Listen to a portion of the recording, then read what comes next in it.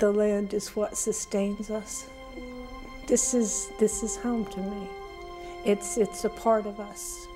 You really cannot separate the land and the people of Florida and how important that is, whether it's the coastal dune lakes or that we've got this beautiful white quartz sand that migrated down from the Appalachian Mountains thousands of years ago that is so unique. Each community has a sense of pride and a sense of purpose and place in the county's history. We have a responsibility to tell the story of the past generations to future generations of Walton County. I'd say Walton County is still one of the hidden treasures of America.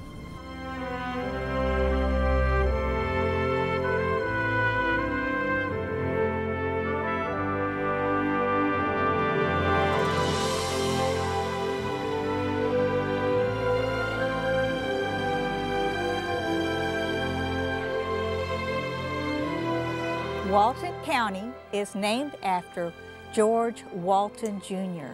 His father was a signer of the Declaration of Independence, George Walton. And his son, when he came to Florida in 1821 as the Secretary of West Florida and then acting governor, well, 1824 came along and he decided to also name a county after himself. Now, the first county seat of Walton County was Alaqua, which started in around 1827. Around 1833, Uchiana was the county seat, and then they had a fire there, and then it moved to Defuniak. In the 1830s, 1840s, the Point Washington, Freeport, and Portland areas were important because there were large ships under the British flag at that time being built in these areas. Those ships were consequently used in the lumber and turpentine industries. This Captain Fritz was the main boat that came in here.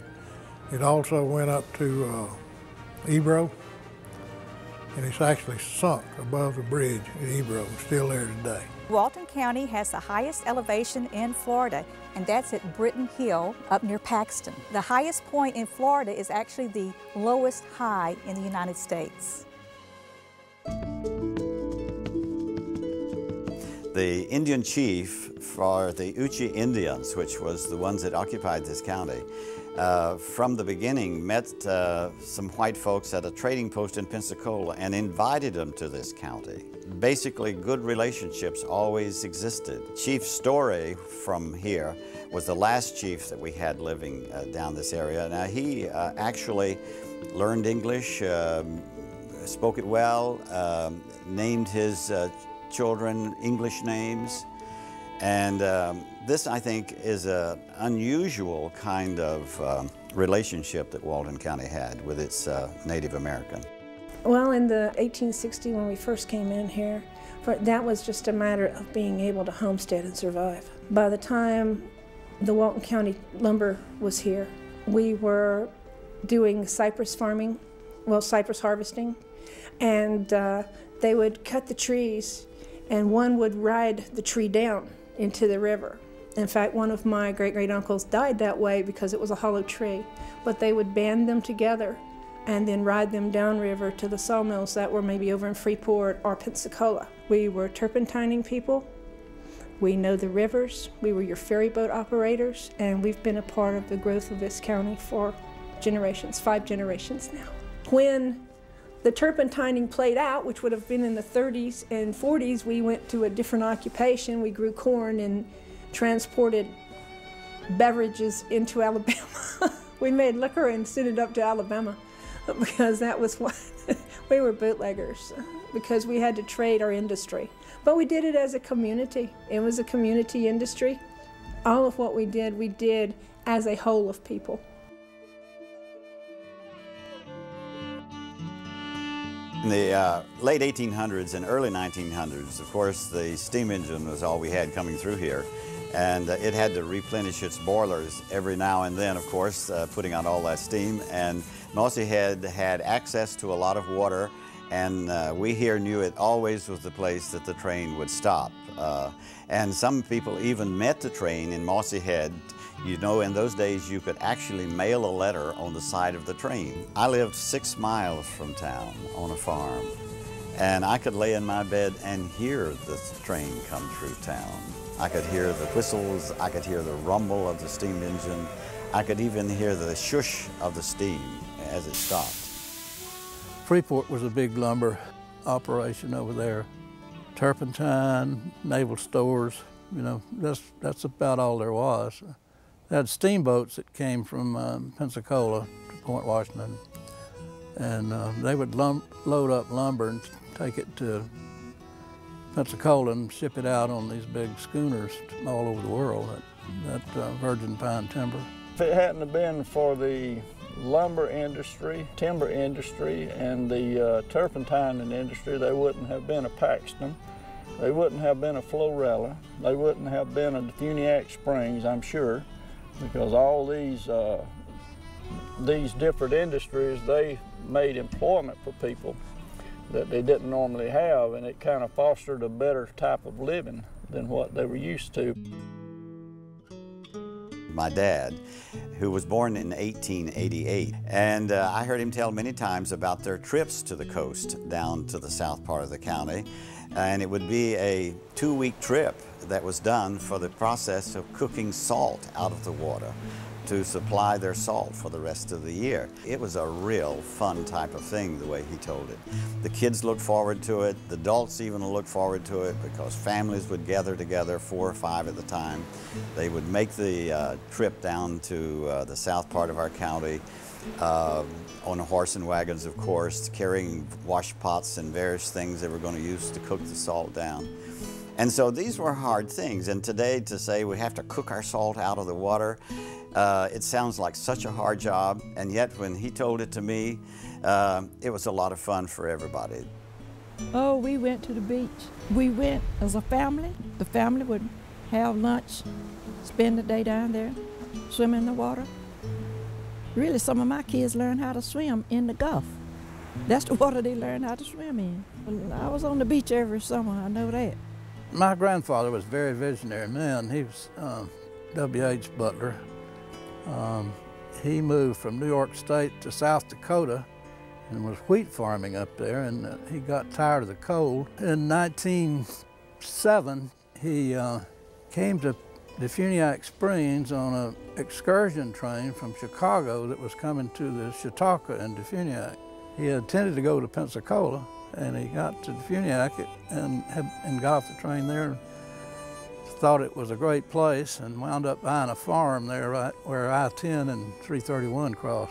Along about 1915, he got interested in South Walton. He got somebody to bring him down here to look at the place, and at that time, the only people here were some that were either fishing or raising cows on free range. He first went to, they call Camp Helen, Lake Powell, Inlet Beach, and bought a half interest in that property there on that lake with R.E. McCaskill. Meantime, someone brought him to Grayton, and he liked it better, so he traded out his interest to McCaskill.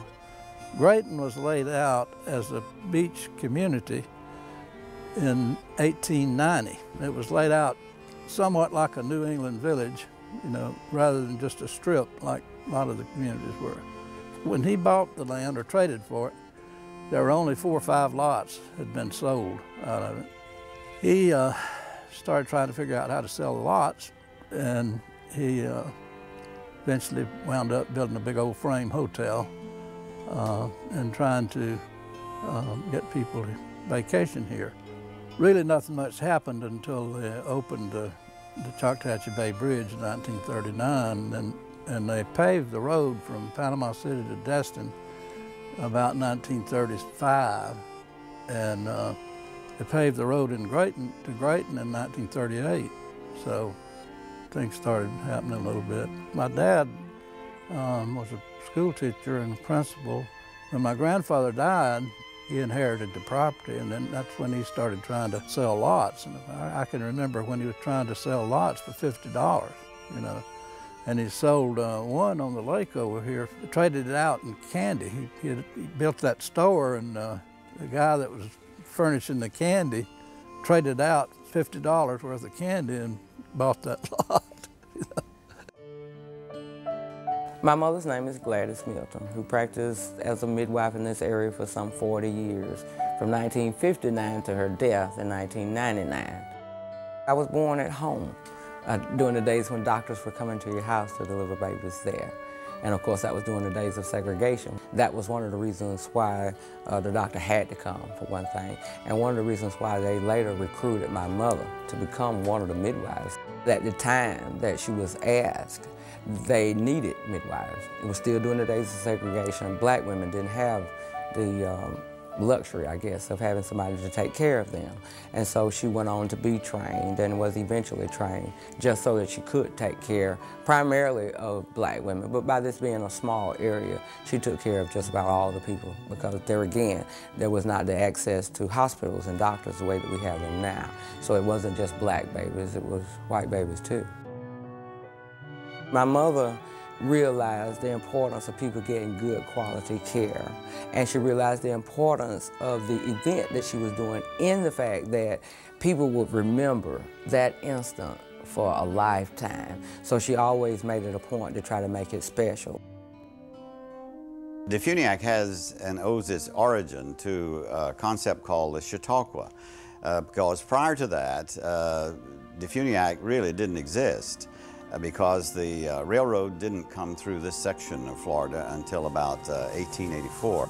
The Ellington Railroad had wanted to go from Pensacola to Jacksonville as a passenger train. And so a group met here to determine whether or not this would be a good place to put a passenger station. And one of the men who met with them, Colonel Chipley, said, you know, I've been to Chautauqua, New York, and I know they're looking for a winter home. He got in touch with them in 1884. They came down, looked at the place, liked it, and bought the property here and planned a community of DeFuniak Springs. When the railroad was being surveyed through the area, the engineers came up on this round pond in DeFuniak Springs, and they said, a town shall be built. And that's where it came from.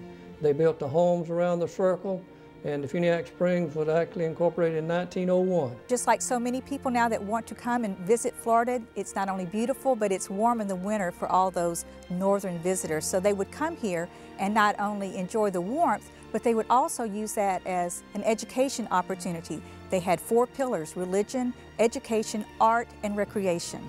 So they spent many weeks at this course of Chautauqua. In fact, Florida State University actually got its start here as a part of Chautauqua and the Florida Education Association. We had a small Presbyterian college here, Palmer College, for a good many years. There was a grand Chautauqua Hall built, and they would have lectures during the day, special classes, dances and concerts at night. They might have bagpipe players playing. Someone that could really play the organ well may go to one of the churches around the lake yard and give a concert. People may not think of West Florida or this part of the South being so educated and have such deep history, but actually we were the center of education and culture. It's just a close-knit community from North Walton to South Walton. It's just a unique place. It's still large enough to have all the needs that you need, and small enough to enjoy one another. Walton County made it safe haven. And even today, I have tremendous support from the people in Walton County. They have stood by us, they have gone out of their way for us, they know who we are, and they believe in us. And you can't beat that for a county. I'm 3rd generation in Grayton and South Walton County, and I was privileged to grow up here because it's so beautiful and because there was so much to do. We're known for our beautiful beaches, but we're also known for our farming too, and our love of this community and how we come together. This is my home. This is where I'm from, and my roots will always be here. My love and my devotion will always be to this place, and it is what it is.